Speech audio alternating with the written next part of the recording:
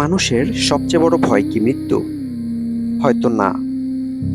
হয়তো সবচেয়ে বড় ভয় হলো মারা যাওয়ার পরও কেউ খেয়াল না করা।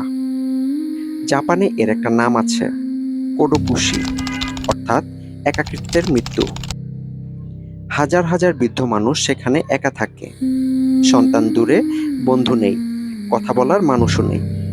তারপর একদিন নীরব থেমে যায় একটি জীবন। কিন্তু গল্পটা এখানেই শেষ না, কারণ সেই মানুষটার শরীর পড়ে থাকে দিনের পর দিন, কখনো সপ্তাহ, কখনো মাস। তারপর একদিন দুর্গন্ধ বলে দেয় এখানে একজন মানুষ ছিল।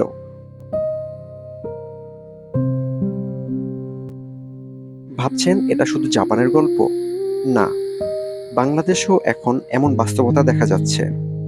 সম্প্রতি ঢাকায় এক বৃদ্ধার মরদেহ উদ্ধার করা হয়। কয়েকদিন আগে তিনি মারা গিয়েছিলেন। কেউ জানেনি, কেউ খোঁজও নেয়নি, শুধু দুর্গন্ধ জানিয়ে দিল তিনি আর নেই। সবচেয়ে ভয়ঙ্কর ব্যাপারটা কি জানেন? এই মানুষগুলো হঠাৎ একা হয়নি, ধীরে ধীরে প্রতিদিন অল্প অল্প করে তারা একা হয়ে গেছে।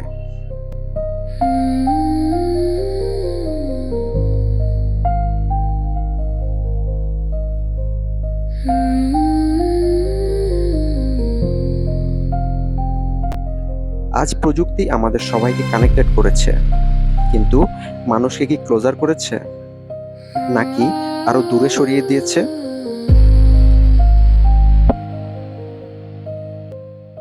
কারণ সবচেয়ে ভয়ঙ্কর মৃত্যু হয়তো মৃত্যু না, সবচেয়ে ভয়ঙ্কর হলো বেঁচে থাকলেও কারো জীবনে গুরুত্বপূর্ণ না থাকা।